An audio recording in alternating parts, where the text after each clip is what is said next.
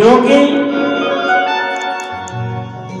जिस कथा से और भगवान श्री कृष्ण की कथा उदय होती है, ऐसे भक्त की कथा तो मैं जरूर सुनाऊंगा। जिस मानव की कथा परमात्मा से संबंध जोड़ देती है, जिस मनुष्य की कथा से परमात्मा की कथा जुड़ जाए, उस मनुष्य की कथा से कम नहीं होती है। इसलिए मैं अवश्य सुनाऊंगा। जब कौरव पांडवों का युद्ध चल रहा था, सब कौरव मारे गए, कौरवों में केवल एक बचा। कौन था? दुर्योधन। लेकिन भीमसेन जी ने उसको भी अपनी गदा से उसकी जंघाओं को तोड़ दिया। अब एक एक पल गिन रहा है अपनी मौत का, कब मृत्यु हो जाए कौन जाने। ऐसी उसकी परिस्थिति बन गई। दुर्योधन पड़ा है, मृत्यु का इंतजार कर रहा है। लेकिन उसी समय कौरवों के जो गुरु हैं द्रोणाचार्य, उनका सुपुत्र है अश्वत्थामा। अश्वत्थामा ने देखा कि कोई पड़ा हुआ है तो वहां पहुंचा। अरे मेरा मित्र है ये तो, मित्रवर तुम्हारी ये गति किसने की? तुम्हारी जंगा किसने तोड़ी? ऐसा दुर्व्यवहार किसने किया? तो दुर्योधन ने कहा मेरे जंगाओं का ये हाल करने वाला भीम है। तो अश्वत्थामा कहने लगा ये कौन सी बड़ी बात है, अभी मैं जाता हूं और उन पांचों पांडवों को मार देता हूं। लेकिन जाको राखे साइया, मार सके ना कोई, बाल नवाता कर सके जो जग मेरी हो। जिसका रक्षक मेरा गोविंद है, उसका कोई कुछ नहीं बिगाड़ सकता। पांडवों का तो कभी कुछ वैसे भी नहीं बिगड़ सकता है, क्योंकि साक्षात गोविंद उनके साथ हैं। अब यहाँ पर अश्वत्थामा ने क्या किया कि रात्रि के अंधेरे में और चला गया पांडवों के शिविर की तरफ। वहां पर पांडव लेटे हुए थे, तो भगवान कृष्ण की लीला है। उन्होंने क्या कहा पांडवों से, भैया चलो तनिक जंगल की तरफ चलते हैं, क्योंकि कई बार जंगली हिंसक पशु आ जाते हैं, तो जरा देख करके आए। तो भगवान कृष्ण पांडवों को उठा करके वन की ओर ले गए और उसी जगह पर पांडवों के 5 बेटे थे, उनको सुला दिया वहां। अब अश्वत्थामा जब आया तो उसने देखा, बोले यहां तो 5 पांडव सोए हुए हैं। बोले कुछ नहीं तो इनके सर को काट लेता हूं। पांडवों को ले गए कृष्ण भगवान। यहाँ पर अश्वत्थामा ने पांडव समझ करके उन 5 के सरों को काट लिया।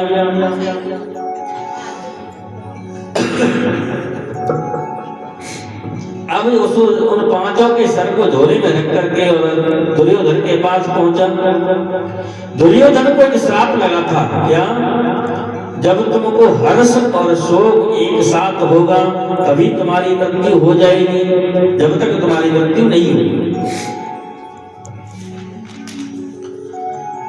अब क्या हुआ कि जैसे ही 5 पांडवों के सर समझ करके उनके पुत्रों के सर ले जाकर के दुर्योधन के सामने रखे, तो वहां पर दुर्योधन ने कहा, बोले ये किसका सिर है? बोले ये भीमसेन का। तो उसने दबा करके जैसे ही देखा 5 के सर दबाए, तो पांडवों के सर तो बहुत मजबूत थे, अब वो दबाया तो उसका चूरन उड़ गया।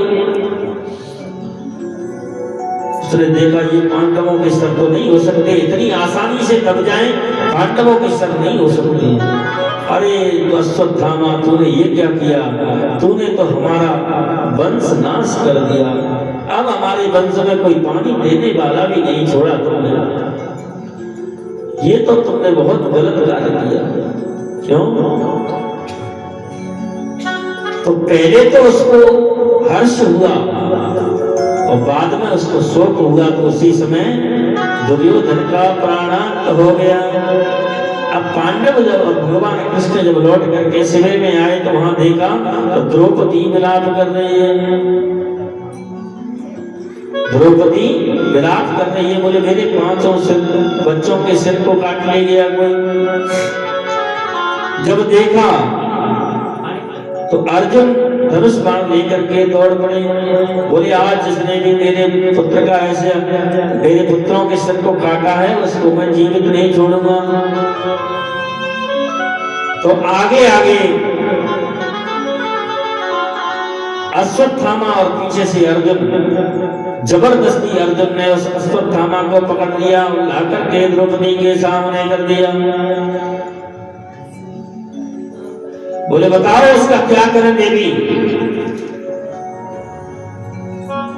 तब द्रौपदी ने कहा मुंचता मुंचता मीशो ब्राह्मणो नितराम गुरु। हे अर्जुन इसको छोड़ दो। मुंचता मुंचता मीशो ब्राह्मणो नितराम गुरु। ब्राह्मण तो सदा गुरु ही माना गया है, इसलिए इसको छोड़ दो। ब्राह्मण को मारना कभी नहीं चाहिए। ब्राह्मण का अपमान मृत्यु के समान माना जाता है, इसलिए उन्होंने उसके आधे सर के बाल मोड़ दिए, उसके सर पे जो मणि थी उसको निकाल लिया। अब ब्राह्मण का अपमान कभी हो जाए तो वो तो मृत्यु के समान माना जाता है। द्रौपदी दया की देवी हैं, उन्होंने उसको मारने नहीं दिया, लेकिन उन्होंने उसको अपमानित कर दिया। भगवान कृष्ण से भी पूछा था उन्होंने, बोले महाराज तुम बताओ। बोले ब्रह्मबंधो न हन्तव्य आतताई बधारिहणा। भगवान बोले ब्राह्मण को मारना नहीं चाहिए और जो आता था ये उसको छोड़ना नहीं चाहिए। बोले तो भगवान अर्जुन बोले महाराज आप तो दोनों तरफ लौट जाते हो, आप एक तरफ कह रहे हो मारना नहीं चाहिए, दूसरी तरफ कह रहे हो मारना चाहिए। तो भगवान ने कहा ब्राह्मण का अगर अपमान हो जाता है तो मृत्यु के समान होता है। अर्जुन ने उनका अपमान कर दिया। अब अपमान की ज्वाला में जल करके अश्वत्थामा जा रहा है तो उसने क्या किया, बोले इनका वंश में क्या है, तो देखा कि दो अभिमन्यु कौरवों ने छल से मार दिया था। उस अभिमन्यु की पत्नी उत्तरा है, वो गर्भवती है। बोले इसके गर्भ को समाप्त कर देता हूं, तो उसने ब्रह्मास्त्र छोड़ दिया। ब्रह्मास्त्र जब छोड़ा तो उत्तरा तुरंत वहां से और दौड़ती हुई और भगवान कृष्ण की शरण में आई। कृष्ण कृष्ण महाबाहो भक्ता नाम भयंकर त्वमेको दह्यमानानां पवकोसी संसृते। हे कन्हैया मुझको बचाओ, ये ब्रह्मास्त्र मुझको जला करके भस्म कर देगा। हे प्रभु मुझको बचाओ। जब बार बार ऐसा कहा तो भगवान ने कहा देवी उत्तरा तुम अपने मन में मेरे प्रति मातृ भाव लगाओ। इसलिए भगवान के प्रति उत्तरा ने जैसे ही मातृ भाव प्रकट किया तो भगवान सूक्ष्म रूप लेकर के उत्तरा के गर्भ में प्रवेश कर गए और वहां पर सुदर्शन को छोड़ दिया। अपनी गदा को ऐसे घुमाया कि जैसे सुदर्शन चल रहा हो और उस ब्रह्मास्त्र का उस पर कोई असर नहीं हुआ। दो ही जीव ऐसे हैं, एक तो ऐसा है जिसने भगवान से कहा कि मुझको बताओ तुम्हारी माया लपेटेगी कि नहीं, तो उसने कहा बोले भैया मेरी माया का तुम पर कोई असर नहीं हुआ। ये बात विष्णु भगवान से और सुखदेव जी ने गर्भ में ही पूछ ली। उस वक्ता का नाम है ब्रह्मराज, जिसने ब्रह्म के द्वारा ब्रह्मराज है, जिसने ब्रह्म के द्वारा पहले ही उपदेश कर लिया कि मेरे ऊपर में तुम्हारी माया का कोई असर नहीं होगा। यहाँ पर दूसरा श्रोता है विष्णुरात। विष्णु ने साक्षात आकर के अपने और गदा के द्वारा और गर्भ में भी रक्षा की, इसलिए दोनों वक्ता और श्रोता दोनों श्रेष्ठ हैं। बोलिए भक्तवत्सल भगवान की जय हो। भगवान ने परीक्षित की रक्षा की। अब परीक्षित नाम तो बाद में रखा, लेकिन उस गर्भ के शिशु की रक्षा की। भगवान वहां से लौट करके द्वारकापुरी को चले गए। अब जब द्वारकापुरी चले गए उसके बाद परीक्षित का जन्म हुआ। उस बालक का जन्म हुआ तो जन्म लेते ही ऐसे बड़े बड़े लोग जैसे बैठे रहते हैं चारों तरफ देखते हैं ऐसे, उसको कोई न तो रोना आया न कुछ भी, क्योंकि साक्षात ब्रह्म का दर्शन गर्भ में कर दिया था। इसलिए बैठ करके चारों तरफ देख रहा है मानो किसी की परीक्षा कर रहा हो कि वो कहां पर है जिसने मेरी गर्भ में रक्षा की, जो गर्भ में मुझको दर्शन दिया वो कहां है। इस प्रकार से जो परीक्षा कर रहा है तो संत और ब्राह्मणों ने उसका नाम रख दिया परीक्षित। बोले परितः इक्षति, जो चारों तरफ इक्षित मतलब देख रहा है, किसके लिए कि वो कहां है जिसने गर्भ में मेरी रक्षा की। बोलिए वृंदावन में हरिलाल की। वो कहां है? दूसरा नाम उनका विष्णुरात है। गर्भ में भगवान विष्णु के द्वारा रक्षा की गई, इसलिए उनका नाम विष्णुरात भी है। अब यहाँ पर वक्ता है ब्रह्मरात और श्रोता हो गए विष्णुरात। दोनों की कथा आपने सुनी।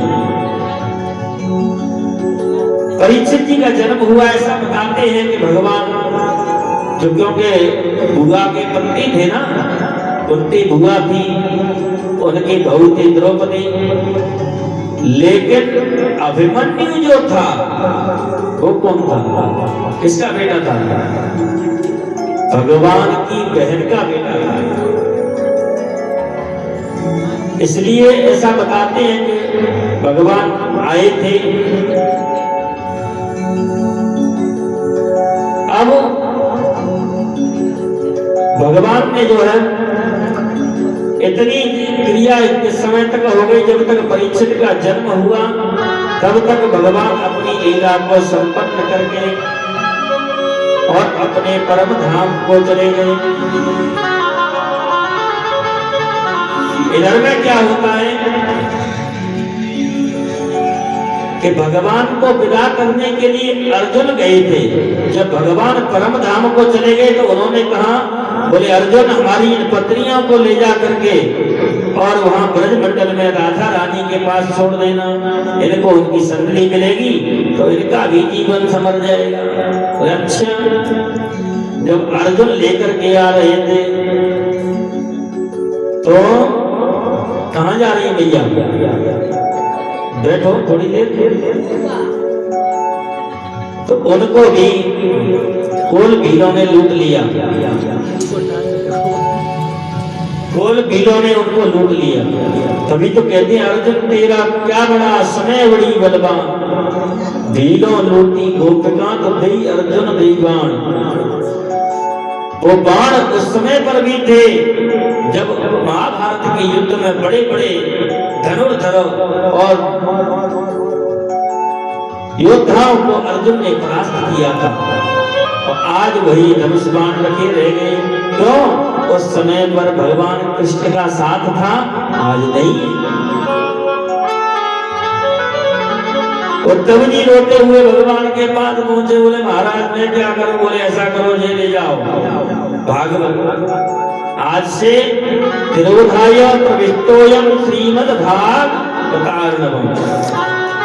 मैं आज से इस भागवत में प्रवेश करता हूं। अब अर्जुन आए घर तो उन्होंने क्या देखा कि सब लोग तो हंस रहे हैं, अब अर्जुन के चेहरे पे कोई हंसी नहीं। युधिष्ठिर जी ने देखा, बोले अर्जुन को क्या हो गया? ये तो कन्हैया को छोड़ने के लिए गया था, इसको क्या हो गया? तब उन्होंने कहा भैया क्या बात है? तुम्हारा ये तेज कैसे नष्ट हो गया, क्या बात हो गई, आपसे कोई अपराध हो गया है, जाने अनजाने में किसी गौ की हत्या हो गई है, या किसी ब्राह्मण की हत्या हो गई, या किसी अगम्य स्त्री से कोई बात हो गई आपकी जिससे आपका तेज नष्ट हो गया। तेज नष्ट, या फिर कोई ऐसा हो जिसके बिना हम जीवन में रह नहीं सकते, वो हमको छोड़ करके चला जाए तो शरीर की कांति नष्ट हो जाती है, तेज नष्ट हो जाता है। तो एकदम से जब ऐसी बात आई, 3 कारणों से ही तेज नष्ट होता है, या तो गौ ब्राह्मण का अपराध हो जाए, या किसी अगम्य स्त्री से जो है कोई किसी प्रकार की बात हो जाए, तीसरा जिसके बिना हम एक क्षण रह नहीं सकते वो हमको छोड़ करके चला जाए तो तेज नष्ट हो जाता है। तो इतनी बात सुनी तो अर्जुन एकदम रो करके और युधिष्ठिर जी से निपट गए, भैया अब क्या बताओ क्या बात है।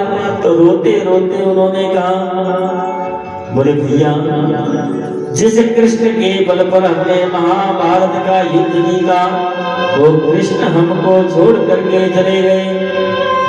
बोलिए बाल कृष्ण लाल की। ये बात दोनों भाइयों के बीच हो रही थी। उस बात को सुन रही माता कुंती दरवाजे के बगल खड़ी थी। जिस माता कुंती ने कृष्ण के बल पर तो ये भी कहा था, भगवान ने जब राज्याभिषेक किया युधिष्ठिर का तब मैया से कहा, बोले बुआ सब कुछ न कुछ मांग रहे हैं मुझसे, तुम भी कुछ न कुछ मांग लो। बोले भैया अगर मुझको देना है तो विभक्ति दो। क्यों? क्योंकि सुख के माथे सिर परे जो हरि हृदय से जाए और बलिहारी बा दुख की जो पल पल नाम जपाए। ऐसे सुख को लेकर के क्या करोगे जहां पर तेरा ध्यान नहीं होगा, तू साथ नहीं होगा। अब तक तो कन्हैया जब जब हम पर दुख आया तो तू हमारे साथ था। अब जाने की बात तो तुमने जब ही कर दी जब मेरे बेटे को राज्याभिषेक हुआ। इसलिए मुझे सुख नहीं चाहिए। विपदो नैव विपदः संपदो नैव संपदा। विपद नारायण विस्मृति संपद नारायण स्मृति। शास्त्र कहते हैं कि विपत्ति को विपत्ति नहीं मानना चाहिए। विपत्ति क्या है? सबसे बड़ी विपत्ति भगवान को भूल जाना और सबसे बड़ी संपत्ति के पल पल भगवान का याद बनी रहना, भगवान का नाम जपते रहना। तुलसीदास जी कहते हैं, कहे हनुमंत विपत्ति प्रभु सोई जब तब सुमेरन भजन न होई। भागवत में लिखा है, भगवान के चिंतन के बिना अगर 1 मिनट भी निकल जाता है तो उसका पश्चाताप करो। ये मेरा समय व्यर्थ क्यों निकल गया? मैया कुंती ने दुख मांगा। अब इतनी बात जब उन्होंने सुनी अर्जुन के मुख से कि भगवान कृष्ण हमको छोड़ करके चले गए, तो धड़ाम से दरवाजे के बगल खड़ी थी, एकदम से पीछे की ओर गिर गई और धड़ाम से गिर करके उनका प्राणांत हो गया। बोलिए भक्तवत्सल भगवान की जय हो। एक छोटा सा भजन सुनेंगे।